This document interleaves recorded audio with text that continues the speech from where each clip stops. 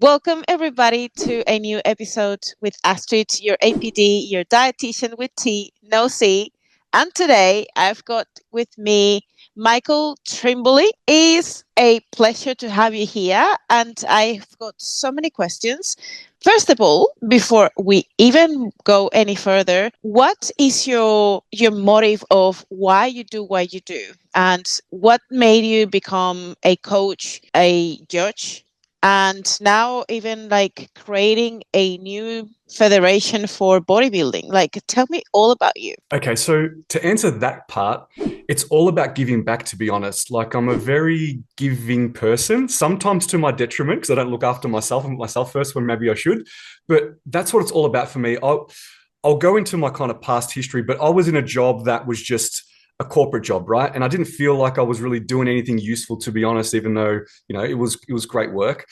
And the reason why I got into coaching, into bodybuilding, is to do something a little bit more useful, something that I could see that was tangible, that I was helping someone and I was seeing a change, not only in their physique, but also in their life too. And that's what really drives me, is to see that people are, doing well, hitting their goals, they're enjoying their life, and that brings me happiness.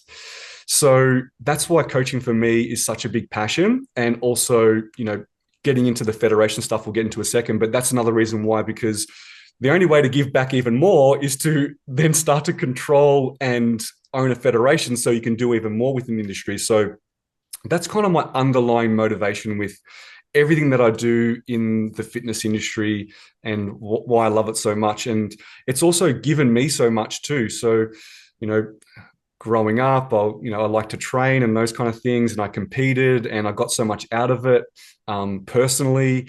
And I thought, well, I think other people need to, feel what I'm feeling and do what I'm doing, and enjoy, the things that I'm enjoying. So that's why I got kind of into coaching too, so I could help some others. But hopefully that answers your question. Now, for the second part of the question, I really want to know a little bit more about beyond you deciding to become a coach. What was the main thing that kind of like got you interested in fitness and got you more interested in actual bodybuilding? Because fitness is very broad. You could have been like a powerlifting coach, or you could have done, I don't know, CrossFit, but you decided that bodybuilding was your thing. And what was the thing that made you go into that area specifically? Okay, so it all starts with health and fitness, I guess, at the start, right? We get into the gym and then we start feeling good. We start seeing our body transform. We're like, oh, and then people start giving us compliments. We're like, oh, maybe I can do something with this. It kind of started the same way with me, to be honest. Growing up, my dad is my idol, and he was always a really, really fit guy. I remember in our basement we had like gym equipment, and I'd go down there when I was like 3-4 years old, and I see my dad working out, and there's like little photos of me like holding dumbbells, trying to do bench press and stuff, and that's what motivated me to like be strong and to work out. And I pretty much did that since I was little and until I got into my adult years. And then it started off with like kind of a fat loss journey. When I was, at high school, I really concentrated on my studies. I probably, sat at my desk a little bit too much, gained a little bit too much weight for what I liked. So then when I, turned 18 and started working and studying, I started to get a little bit more fit and get into the gym. And I actually worked at a place that sold gym equipment, to like home gym equipment, right? And one of the guys there was a bodybuilder, and he's what really got me into it. So he's like, you should, you've got a good structure, maybe come to it, watch a bodybuilding show. And back then it was like the IFBB Grand Prix is what they called it. And it had like all the big, like Jay Cutler came down, like all the big guys came down. And I was just in awe of all of them. And that's what kind of started it for me. And I remember going to, and I actually told him this story when I saw him. I ran into him in the airport, Tony Doherty. I went to Doherty's gym to buy tickets to the show, because you could only ever buy tickets by going into a Doherty's gym, like, or mail order. So I went in there and I said to him, I was like, I want to buy some tickets to the show coming out. I was like, oh, do you bodybuild? You look pretty good. And like for him to say that to me, I was like, wow, look, someone thinks I look good. That's awesome. And that's what kind of then just tipped me over the edge. It's like, all right, I'm gonna do a bodybuilding show.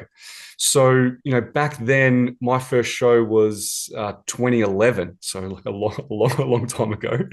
And there was only a couple of natural federations, but the one that was kind of local to me that people in my gym had done before was called A and B, and they're still around. Um, and I did my first bodybuilding show, and I was really, really successful, and I loved it and enjoyed it, and that kind of just started it from there. And that's how I really got into bodybuilding and went down that specific part of not just health and fitness, but actual bodybuilding itself. Now, you are a coach Mm-hmm. and you're also a judge. I've done judging once when we went to China to do a show, but I'm not a judge. I don't do any of that stuff. Stu, he does it. We're all, there's 4 directors, but only Stu is the person that gets involved with judging. We don't get involved at all. So I'm not a judge, no. Okay. And how did NBA came about and actually become to like actually make it a federation and make it grow this big as it is now? Okay, so it all started with Stu, the founder. He started in around about 2017, 2018, and we got involved. So myself and 2 other guys that are my best friends and also coaches, we got involved at the start of last year, so the start of 2024. So Stuart, he built that foundation on all the principles that it has today. But obviously, when we came on board, we were just able to elevate that a little bit more and add in some new insight and things like that. Because we are competitors, because we are judges, we're really in the trenches. We know exactly what people want and they don't want.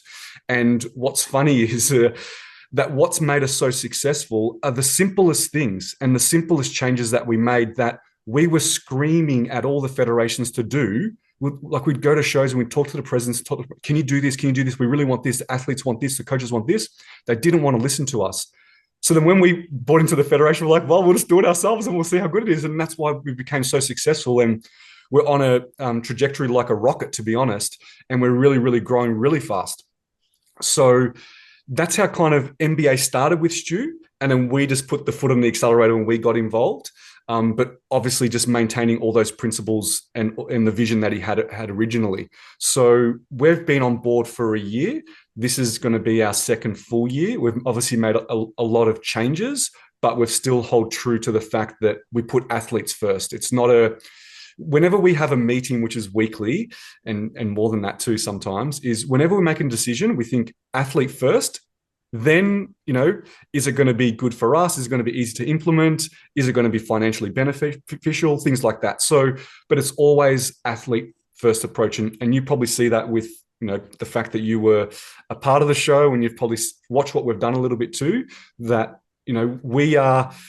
we come from this coaching and athlete background and we want to maintain that heritage throughout the whole of NBA Federation. What is the main foundation of NBA, and like what are the things that you guys have implemented that you feel like is unique to the federation and you're putting athlete first? When you say all of those things, what do you mean? So what's so funny is the foundational principles are so simple, but no one's really doing them to the best of their abilities. So the foundational principles is consistency, transparency, fairness, and innovation.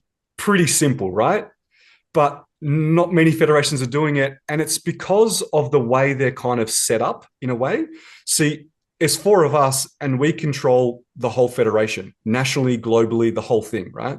Whereas other federations, they're more siloed. You've got a president in each state and they run it like their own little business. So it's hard to get consistency with those kind of federations because they all kind of want to do their own thing. They've all got their own ideas.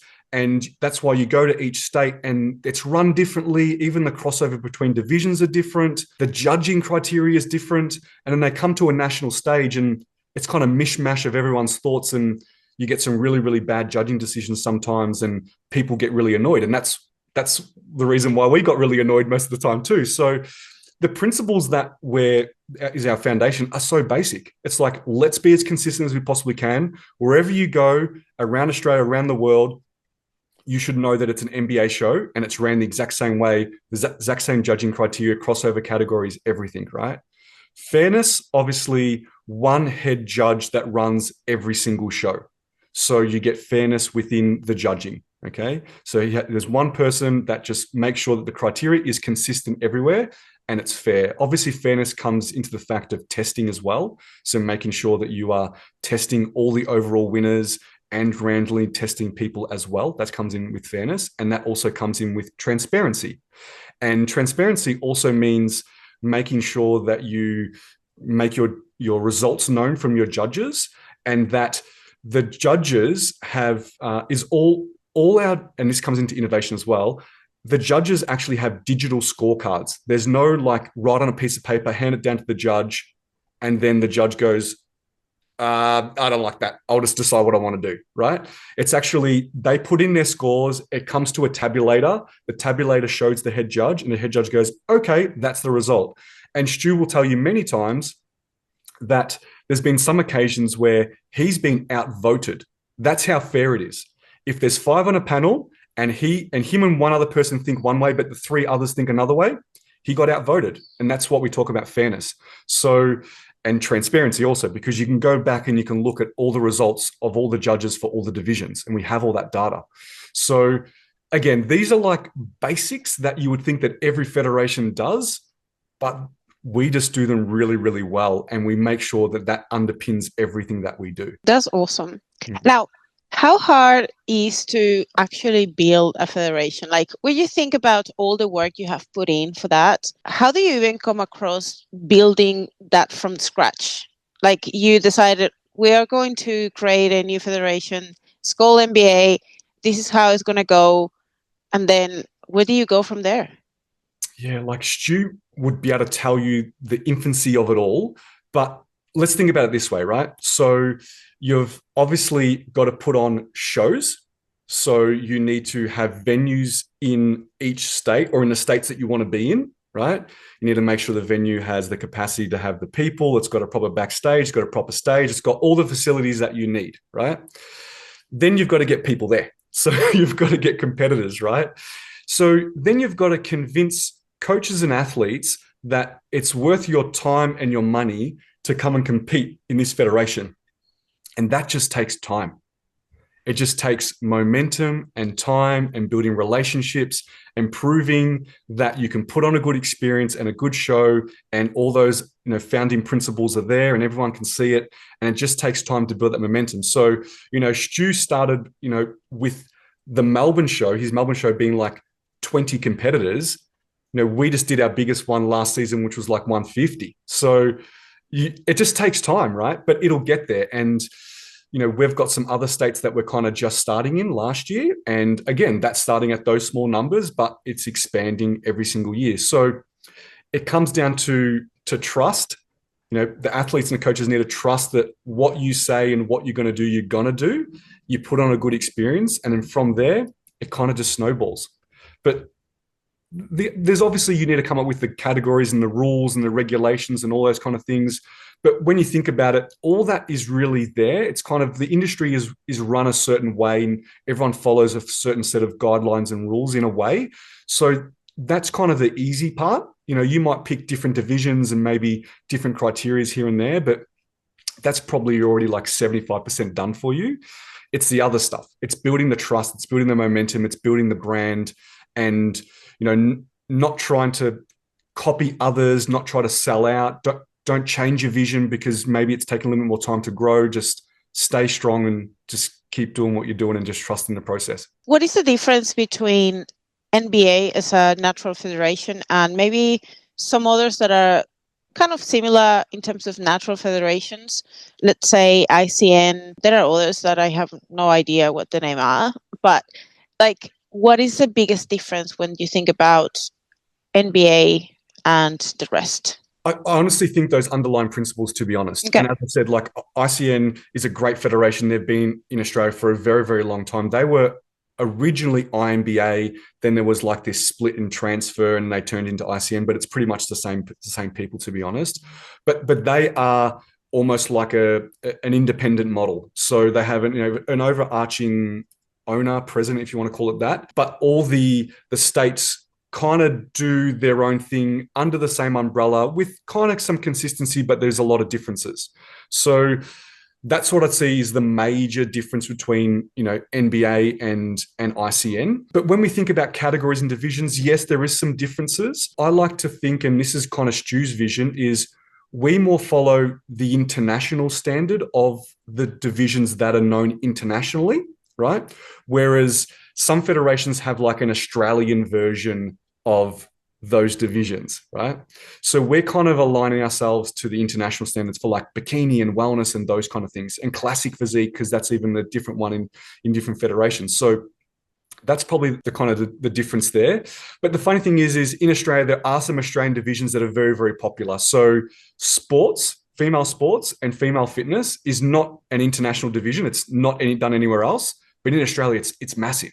So that's something that obviously we do the same as what the others do. And also our criteria is very, very similar. So that's probably one of the biggest differences is that consistency. And I think the next biggest one is the judging. We have the same head judge at every single show to make sure it's the same consistency.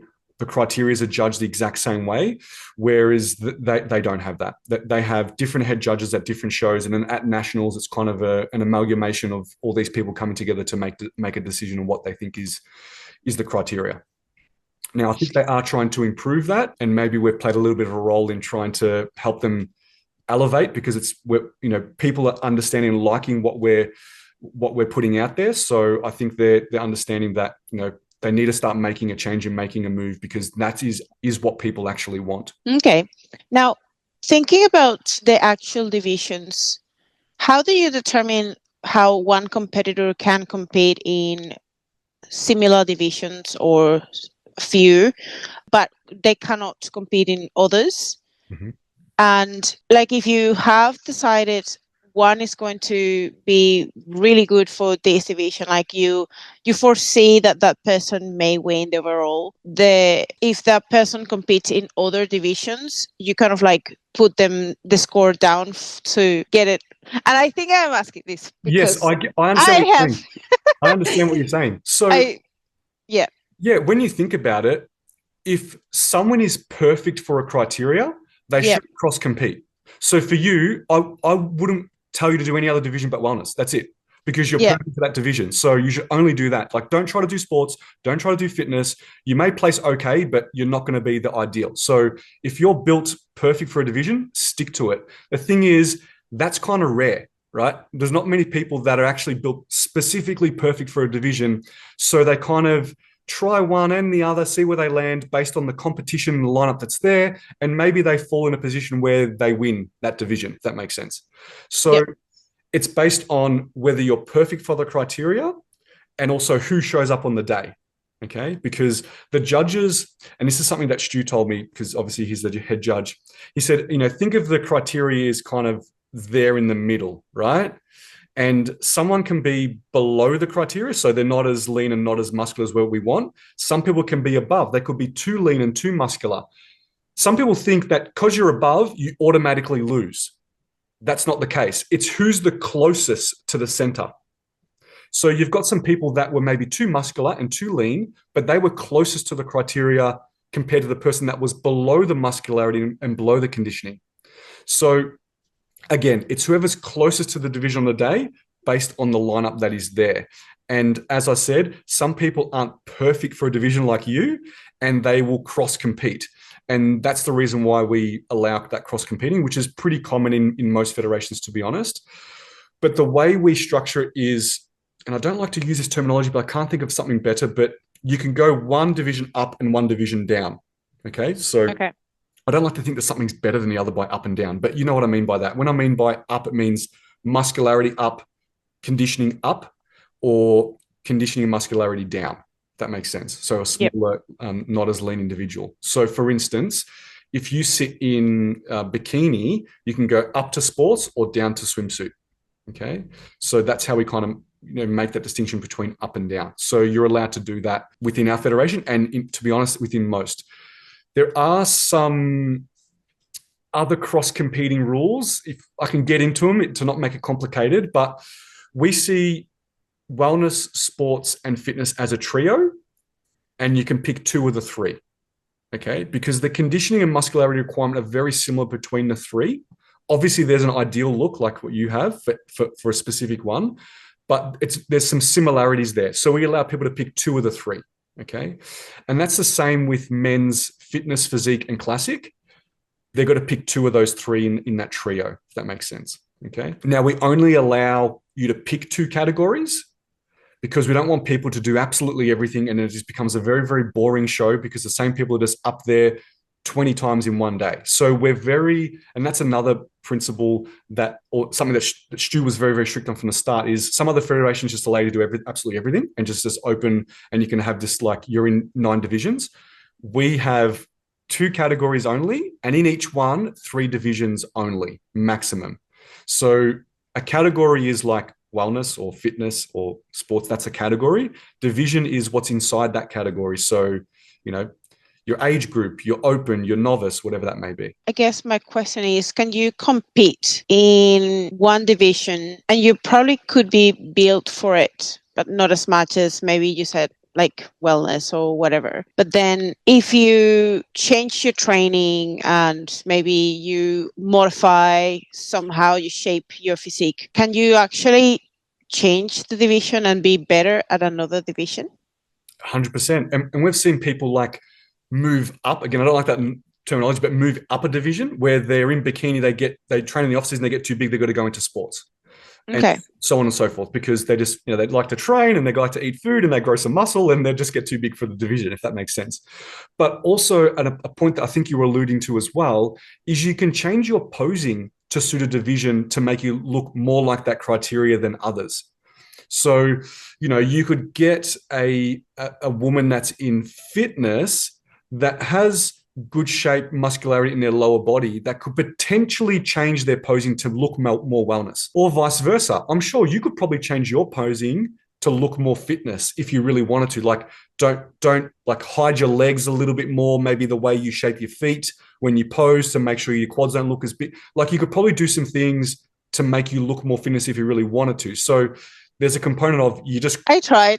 Yeah, you tried, right? Yeah. So of course. So you can change posing to suit a division, or you just grow out of division because you just grow. This is what happens. Yeah. You as a coach, what is your favorite division and like athletes to work with when it comes to female athletes and male athletes? Okay, so I only coach females, so I'll just give you the female one. Okay. I really like fitness. I just, it's like this combination of like balance, conditioning, and muscularity. It just looks really, really impressive. Not like the other ones don't, but I just love it. I just love fitness. I like the posing. The girls still, have the ability to do like an eye walk, and it's feminine. It has good flow to it. They can show some flair. So I like fitness, but bikini and wellness are like a close second, to be honest.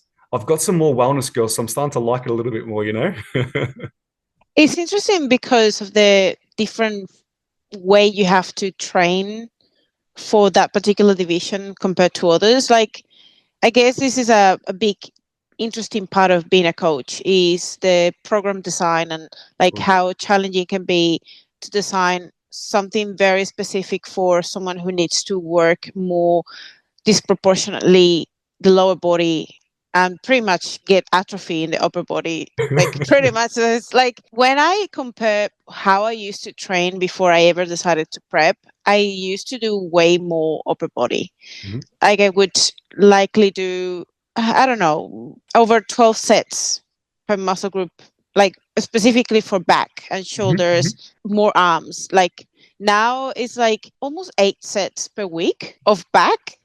And like, I do a lot of shoulders. I do like about 24 sets per muscle, of shoulders. Sometimes I do a bit more, but like legs is like massive.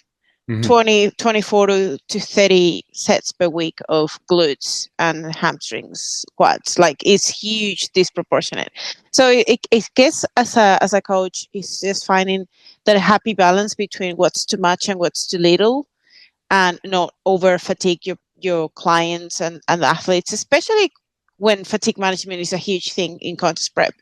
Now, getting more as you as a coach now and getting more into the intricacies of coaching and the challenges that come with contest prep or dieting. Like, do you usually work just with athletes, or do you also work with general population? So I work only with athletes. Since I started coaching, it was more like 60% athletes, 40% Gen Pop. And then year on year, it's converted to all athletes. And it's probably been like that for the last 3 or more years, to be honest, just athletes only. Training is an interesting one, and my training has evolved as I've understood the criteria more and the divisions more, but also as I've grown as a coach itself. So when I first started, I worked in a gym. I wasn't fully online. I worked in a gym, and the gym was a powerlifting, strength and conditioning gym. So I was like the only bodybuilding coach in there. So I was doing like weird stuff with clients, like side raises that they weren't even doing, right? Because they were just doing all that kind of the big three. But I also got influenced by them to do those kind of movements. And I've actually moved away from them a little bit, because I know when you have an athlete, there's certain areas of physique that you need to improve. And sometimes that requires some weird exercises, more isolation than compounds, more of a certain exercise above else or others, those kind of things. So like, this is a really, really basic but simple example, is if someone needs to grow their delts, right? And specifically for athletes, they're looking at like the delt width, right? So the outer part of the delt, the lateral head of the delt, right? You pretty much got to do like a lot of side raises, upright rows, those kind of things to work that area. Like shoulder pressing may do a little bit of it, but to get really isolate that area, there's only specific exercise you can do. But also too is you need to stop arm training, so bis and tris, because if you get your biceps and triceps bigger, it'll make your delts look smaller in proportion to those. So there's some intricacies in how you program things. You actually train less of something to make something else look bigger. So, that's the kind of things I've learned over time. It's like I need to, for instance, like for wellness, when you hit your kind of side pose, you got like your glute projection happening, you got your quads projecting. But if your hamstrings are too big, they're going to project out as well. And in proportion, it's going to make your glutes look smaller, because now you've got these two things projecting out to one side. So sometimes you would stop or reduce hamstring training for a wellness girl, because you want to make sure their glutes pop bigger than anything else, right? So there's the kind of intricate details you need to know from a coach who's coaching athletes specifically, to understand the criteria, understand the look you're trying to achieve, the symmetry you're trying to achieve, or the asymmetry, like for instance with you, but also the illusions that you're trying to do as well. Make a waist look smaller by making the lats look bigger and the glutes look bigger, like that kind of stuff too. You know what I mean? So there's things that I've learned over time just by doing more and teaching more and coaching more and understanding divisions more, that has changed the way that I program for athletes. I think there was something else that you asked me for sure, but I just talked about training. I am wondering, when it comes to looking at getting someone ready for a show, what is the ideal time that you think it is best for getting someone from start to finish and getting ready for the show? And whether you think it is always beneficial to be ready ahead of time, so you can maybe do some mock peak weeks practice, or even just getting the athlete to eat more into the show. Okay, so a couple of things. Let's talk about getting ready to even start a prep, right? So the time it takes to get ready to start a prep is different for everyone, but I always say there's 3 components that you want to tick off before you start a prep. Do you have enough muscle for your division? Because you're not growing in comp prep. That's done. You're just unveiling whatever's underneath some body fat that you have, right? So do you have enough muscle? You got to grow that before you start a comp prep. How long does growing muscle take? It can take a long time depending on how much you need to grow. So that one's got to be done. The next one is your metabolism in a good position to start a prep? Now, that one could take a little bit of time, but if someone's looked after themselves in an off-season improvement season, done nothing really stupid, that might be good to go. And then the last one I say is to make sure your habits and your life and your environment is congruent with what you need to do in a prep. So 3 components that you need to do before you start a prep. And the time to do those components is different for everyone, okay?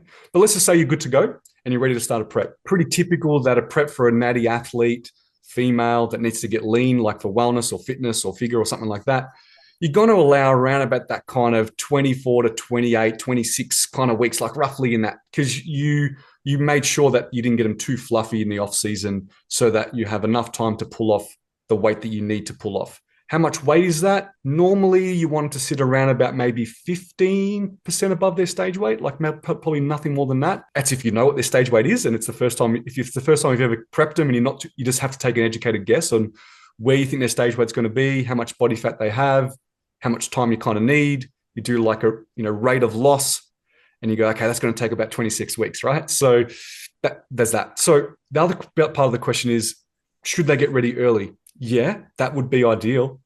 I wouldn't say too early. So, like for instance, if you're going to be conditioned for wellness or fitness, you don't want to be hanging out in that conditioning for like 8 weeks before the bloody show, because it's a long. And then what if your season has got a couple of shows? You're in season for like 4 or 5 weeks. It's a lot of weeks to be very, very lean, right? And your physique may just give up in the end, to be honest. So you want to be early, but not too early, right?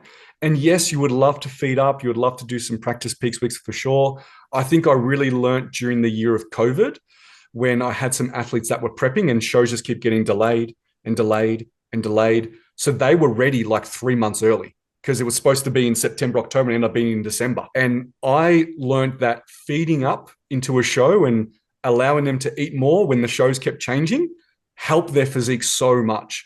But no one ever plans for a 36-week or 40-week prep because the shows keep getting delayed because of COVID, right? So I'd never put someone through that pain, but I guess the lesson learned is being ready early and having some time to feed up is only a good thing. Yeah, is only a good thing. Is there much of a difference when you compete the first time and you do it at a second time? Like the first experience being the first competitor for the first time ever, you did your prep. How do you expect the second time around to be that experience? You think it is, in your opinion and in your experience with clients, same, much easier, much harder? You expect more of you being a client or being an athlete to do better than before, so it's actually harder? What's your experience with that? It's honestly different for everyone. I'll say, like, for instance, my expectation on them is just for them to do their best. Placing is placing. We can't control the placing. We can't control who shows up in the day, all that kind of stuff. Just my expectation is I'm giving you my best. Just give me your best. That's it. Now, is it easier? Is it different second time round? It's different. I don't know if sometimes it's easier, sometimes it's more difficult. And I think it depends sometimes on the person's why. Sometimes the first time round is just like, I just want to do my best. I just want to, challenge myself. And they're just motivated. They're just driven to just get this thing done because it's the first time they've ever done it. And they just want to be their best. Like just give it a go. Second time round, sometimes they could have less motivation because they're doing it for the wrong reasons. Oh, I want to kick that girl's ass that beat me last time. That's not good enough, right? That's not going to get you through the tough times, right? Or sometimes it is, I just missed out. I'm going to go as hard as I possibly can to get that pro card, to get that win. So sometimes the motivation is more than the first time. Sometimes it's less. So when it's more, obviously it's going to be easier. When it's less, it's going to be a little bit harder. So that's like mindset wise, right? So it can be harder. It can be easier. It just depends on the person's mindset and their why. Now, physiologically, can it be different? Yeah, it can be. And I normally see that when someone's life is a little bit different. So for instance, I had an athlete, her name's Amy. She was very, very successful in her first ever season in 2023. And she got her pro card in like multiple federations. She killed it. She went to Korea overseas. She won. She killed it, right? She prepped last year. You would have met her at the show. She won the overall fitness pro. She won the belt, right? She found last prep harder than the first one. And the reason being is because her life was in a different position. When she did her first one, she was working a 9-to-5, no troubles in the world, would just go to work, come home, train, eat, prep, go to sleep, start the next day. Easy. This time around, now she's like an online coach. She's running multiple businesses. She's got her partner and he's running a business and the stress is there. So her life was completely different, right? So she found it harder this time around because life and her environment was different, not because her body was really any different or she was doing anything different with cardio. That was all kind of the same. It's just like everything outside of fitness was a bit different. So that's when preps can be easier or harder. Female competitors and their cycle. and how these can be very individual, of course. Some female lose it early stages in the prep, some others have no problems, they compete and never lose a period. What's been your experience in this regard with the cycle and your female competitors? And how, in your experience, how long does it take to recover it back once you've lost it? Especially if you've worked with clients or with athletes post-show in that recovery phase. Does it take a long time? Is it very individual as well? And what do you actually do to get that period back? So it is very individual. We try to put them in the best position to not lose it or retain it for as long as they possibly can. And the way we do that is to make sure it's a slow and steady approach, and we keep stresses as low as possible. Because, some people can lose their period even when they're on good calories, but they're just stressed, not sleeping, training way too hard, doing way too much in their life, and that they can lose it that way. So we try to balance the stresses in their life, the stresses within their training, so physical and emotional stresses, and also making sure that we're not going too aggressive with the comp prep. Okay. But sometimes it's inevitable. Females can lose it. Getting at a specific body fat percentage, the body says, you know what, I'm not in a position where I want to bear children at the moment. So we'll say goodbye to this. And then when I'm in a better position, I'll bring it back. How long does it take? I normally like to think the time they lost it until their show is the time I want to get it back after their show. That's kind of like in my head, right? But I would start to get worried if it's like 6 months post-show and they haven't got it back. Like that's kind of my positioning. Normally that's not the case and they get it back pretty quick. And as you said, it's about recovery. So, and this is the hardest thing with females because they don't like gaining weight, but that's something that needs to happen. They need to gain that body fat back. Doesn't have to be aggressive and quickly, but maybe quicker than what they like because they'd like to stay lean for the rest of their life. So they need to gain it back. You need to bring food back up. You need to bring stresses down, cardio down, maybe even training intensity down, so they can really put themselves in the best position to get their cycle back. We'll obviously get blood tests done as well.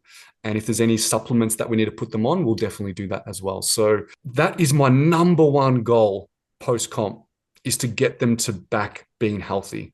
We talk about it, and I coined this term from Scott, who's the other coach, friend, and director. He's like, we get in and we get out from a comp prep perspective. We don't want to hang around there for too long. It's not healthy. How fast is fast enough without being too aggressive? Do that recovery phase, because we talk about recovery diet, we talk reverse dieting. I like thinking what I did for myself was like a hybrid between both of both worlds. Not too fast, not too slow, something in the middle, and adding a little bit of intuitive just to develop and reconnect with my inner cues, and just kind of like making sure I never lost that connection with listening to my hunger cues and my appetite. And I was able to bounce back much quicker. Now, this is very individual, and strategies are going to be very ideal and independent for each competitor, depending on their personality and what's their relationship with food and how they go about their dieting and what's the goal moving forward.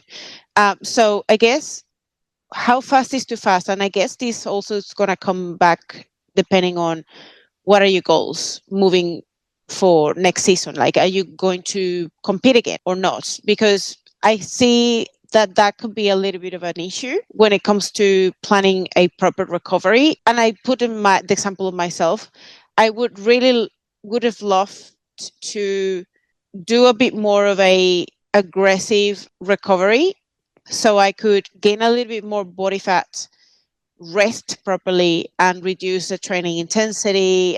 But because I'm going to compete again, I couldn't allow myself to gain too much body fat, because then it makes it harder to start prepping again. And I don't want to do another 36, 40 week prep like the first time. Mm-hmm. And so I have pretty much managed the training, but I haven't had that period where I am sort of like, yeah, I'm going to have like a proper rest and recovery where my volume goes down a lot. Like I literally recovered, increasing calories, reduce the cardio, manage the training a little bit, but not as much as I would have liked to, because I'm going to compete again. So what has been your experience in terms of like how fast is too fast, or how good is enough in terms of recovery for someone to get to their best conditioning and recover properly? So I'll ask you a question first, is when you finished that show, did you know you were going to compete again the same time next year? I had it in my head, like I Okay. wanted to, because it is like my last season before I decide to build a family. So I said, like, okay, I'm going to do it now, because after that, as you Mhm. said, life gets in the way. You're not likely to have going to be or have the same perfect conditions. Like I have no stress, I have no children. Like I have the time to actually do it properly. If I probably I could. Once you're a mom, I see a lot of women doing it, but I don't know. So I want to Okay. make sure I do it now, and then if I can later, maybe, but I'm not sure. Yeah. So, okay. So that's good to know, because if we just talk about you specifically, because we could go down a rabbit hole of different situations, but just you specifically, right? If you look at your physique, your muscularity is amazing for wellness. There's probably some little things that you need to polish up on from a growth perspective, but you don't need the biggest off season in the world to grow all this muscle, right? So therefore, you could probably turn it around pretty quickly. Now, how aggressive you need to be in your growth or surplus probably doesn't need to be that much for you, because again, you don't need to grow all these slabs of muscle, right? It's probably just touching up certain areas of your physique. So I think you've obviously done the right thing where you didn't go super aggressive in a super big surplus to try to gain as much muscle fast because you needed to compete the next year and because you had so many gaps in your physique, right? So I think the strategy for you is correct. You don't want to get too heavy, so you don't need to do this massive comp prep, and then potentially you lose that muscle by the end of it anyways, because you've just been dieting for way too long. Okay, so in your scenario, I think you did the right thing, not being recovering, being healthy, but not being too aggressive in a sense that you need to grow all this muscle, and then you have to chop all this body fat off in a massively long prep, and you probably not end where you started, but maybe close to, right? So I think you did the right thing, because remember too is regardless of being healthy, the surplus required to build muscle doesn't have to be massive. Okay, so the reason for your surplus was to recover, not to build all these slabs of muscle. But then once you recovered, you probably stayed in a nice little surplus so you could keep growing and feeling really, really good. But you're not going way too far that you're gaining all this weight, body fat to have to chip off at the end, right? So that's that. Now, when we're talking about how fast is too fast, what are we thinking from a recovery perspective? Like my background is I have an engineering degree. So like I'm a massive maths geek. But if you do the calcs like this, so week one post show, 2.5% of your body weight gained, right? Every week after that for 5 weeks, 1.5% of your body weight gained will get you to 10% above your stage weight in 6 weeks. All right. That's the math. That's the first marker. 10% above stage weight in 6 weeks' time, which is not super aggressive, but it's pretty comfortable, right? Then from that, if you do 1% rate of gain week on week for another 6 weeks, you get to about 15% above your stage weight, which now you should be sitting pretty. You should be like, I wouldn't say close to your improvement season weight, but maybe close to what your improvement season weight was when you in your last improvement season. But you're getting close. You should be feeling pretty good. Not much hunger, not much food focus, potentially getting your cycle back in that range. Then we'll slowly work you up to maybe 18% above your stage weight. See how your physique looks, see what your composition looks like. And then we might sit pretty there for a little bit of time. And then depending on when you're competing again, we might do, I call them a fluff cut, where we just do like take a little bit of fluff off to make you feel a little bit comfortable, maybe spend 4 to 6 weeks doing that, and then go back up again and then start from maybe 12% above stage weight to get back to 15, to get back to 18 and start those cycles again. That's kind of the geeky math behind how I kind of do it. And that's just like the most generic, plan, because people love numbers, and that's kind of generic plan, but it obviously is very individual and does change, but that's kind of my going in position for most people. Yeah. And how do you reverse engineer the other way around? So you have a person who wants to compete. How do you know, and how do you calculate that number of like, this is your ideal stage weight? How do you actually know that based on their body fat percentage, the current conditioning? How do you kind of come up with that timing and that number? So if I've never competed with them before and they've never competed, I have no data whatsoever, they've never been lean in their life and never done a bodybuilding show, it's honestly an educated guess. It's what do you look like? How much do you weigh? How tall are you? Okay, I've worked with someone, a thousand people like that before. You're roughly going to be this stage weight. That's how it is. And it just takes time to be educated and have that knowledge to know roughly what someone's stage weight should be based on the category, based on, coaching people that have been very, very similar to that physique before. That's pretty much how it is. How heavy should they get in their improvement season? As I said, it's probably going to be that 15%-ish above stage weight as your starting position for comp prep, but everyone is different. So I've had people that have come to me where we've done a bit of an improvement season, but then gone into a prep. They've hit their stage weight that I predicted. Their next improvement season, they're going to go above that 15 or 80% above stage weight because we're setting a new benchmark for their improvement season. They need to grow, they need to get bigger. So they're going to go well above what their stage weight was from a percentage perspective because they've never done a proper improvement season. So therefore, their improvement season physique is going to be bigger and better than what their last one was. Therefore, that calculation is kind of out the window.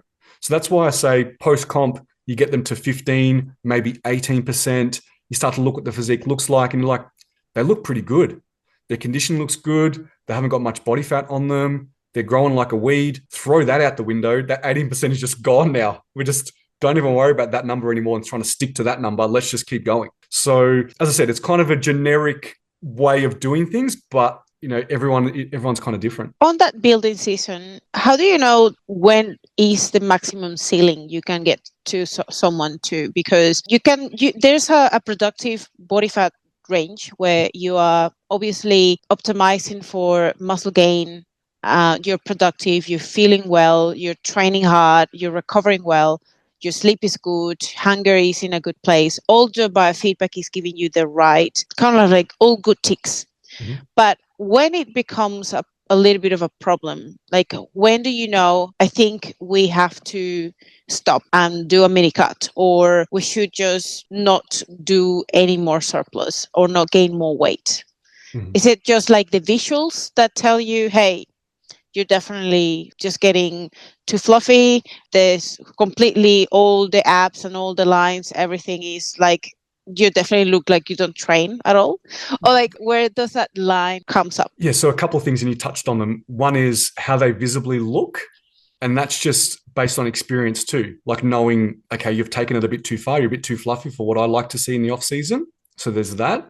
There is based on their body weight, based on the calories that they're on, is that a good position or not? Should we be pushing a little bit more? Because I think their calories should be a little bit higher for that body weight based on all the experience that I have with other athletes of that similar. But also it comes to is if you keep pushing food in and their weight's just plateauing or they're feeling miserable, they're feeling full, they're feeling fluffy, they give me all that feedback that they're hating life, then that's another time to just, okay, pull some fluff off and start again. How hard is the mindset and the mental part of it when you, especially with females, in that improvement season? Like, what are your cues, your coaching pet peeves, maybe like the strategies that you use as a coach to make sure they get through that uncomfortable period? It's hard. Like, people think that, the building season is just a matter of just eating a lot and eating whatever you want, getting big, not training, not training enough, getting just more days off,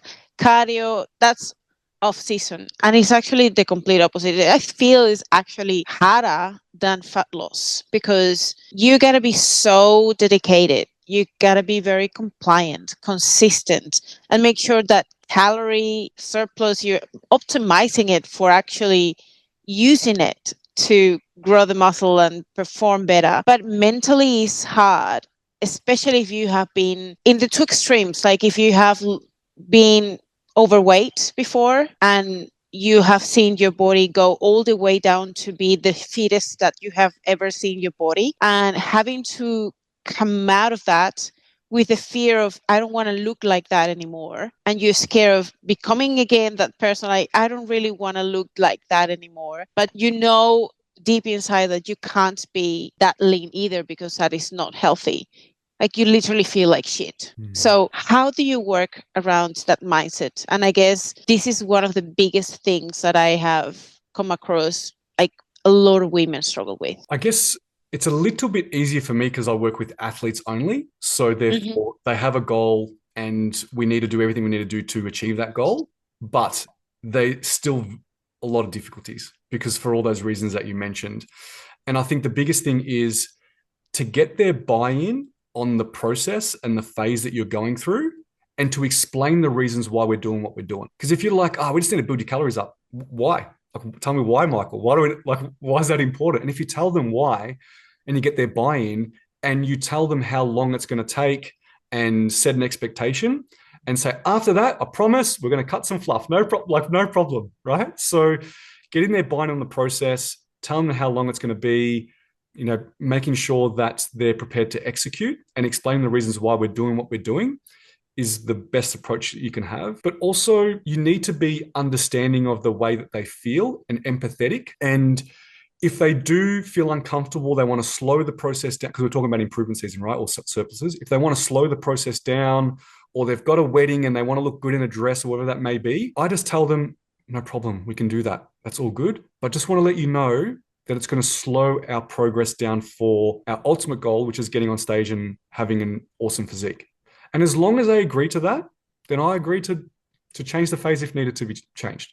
So you got to work with them, but also you got to be honest and make sure they understand all the decisions that are being made. I love that. I'm going to ask you one last question and I will let you go. I appreciate your time and it's been an amazing time speaking with you. But where do you think NBA is going from now, moving in the future, and what are some of the projects you've got in mind with it? Okay, so we obviously want to grow the states that are a little bit smaller for us at the moment. So that's obviously one of the priorities for us, is to grow those states. And that will just take time, to be honest. Just take time of us proving ourselves in those states that we can put on really, really good shows. We can give everyone a good experience. And we have all our underlying principles. And that's obviously our biggest selling point. We now have this new alliance with the DFBA, Drug-Free Bodybuilding Alliance. So we're obviously hoping to bring more international shows, but we want to grow our current international show, which is the one that we have in Bali. And also we do have one in China that will be at the end of this year as well. So we want to grow a little bit more internationally, but we want to do it right. We want to still hold on to all our principles. So if we're going to go anywhere internationally, we want to make sure that it still feels like an NBA show and it has all the NBA principles. And I think we just want to keep doing what we're doing, but we want to continue to get constructive feedback from athletes, and we want to make this federation for them. So we've got some projects in the works where we're going to get even more feedback from athletes and more buy-in of our process and of our growth. So that's what we're kind of looking forward to. That's amazing. I'm so excited. I'm looking forward to that. And yeah, what is the timing for the Bali show and the China show? Yeah, okay. So we have the Nationals in Sydney on the 11th, 12th of October. Then the week after, we have the China show. Okay. Then the week after that is the Bali show. Oh, shit. Okay. And then the week after that is the US show that will be for the DFBA. So there's a couple of big traveling weekends in a row for us. But oh, wow. Okay. That's how it kind of works. Yeah. Is that the USA one part of NBA? That's a new one, or what is that about? Yeah, so that one has to do with the new alliance that we're part of, which brings some of the best natural federations in the world together. Obviously, the alliance is growing, but this year is the first year that they're going to be running like a unified show at the end of the year. And it's going to be like hosted by a federation in America, a natural federation in America. And it's going to be near Boston. It's in Massachusetts, but it's not Boston itself. It's like 10 minutes outside of Boston. So it's going to be over there in the States. So that's that show there. Yeah. Is that a national pro show as well? So the alliance is only going to be for pros. Okay. Yeah. And the way it works is their vision is to have like the Super Bowl of natural bodybuilding, because in America and also around the world, if you're in a specific federation, you're only a pro in a specific federation and you're not allowed to compete anywhere else. Yeah. So there's no like best of the best. And that's what we're creating in Australia with NBA, is where any pro from any fed can do our pro show. So we've got the best of the best in Australia, but they're obviously trying to do that worldwide, which is super exciting. But they obviously need federations to align and to get buy-in. And that's why for us, it was a no-brainer. So for us to be involved with them, because it's something that we're already doing. But one other big thing that they have is it's not only an alliance, and it's an alliance of the best federations that have the same vision and integrity and principles. So, all those underlying principles I spoke about, they're must-haves. You can't be part of the alliance unless you have those and you do them well. So it's not only just letting any federation be involved, it's only the best can be involved. And therefore, only the best athletes will get involved. And the way to actually qualify for that show is you need to do a pro show in the federation that's within your country that aligns to that alliance. But then the board of this alliance needs to vote you in. Okay, you got to get an invite or something. That's right. You got to get an invite. So it's truly the best of the best only go up against each other, which is pretty cool. Can you compete internationally and not do the pro national, or do you have to do national to compete international?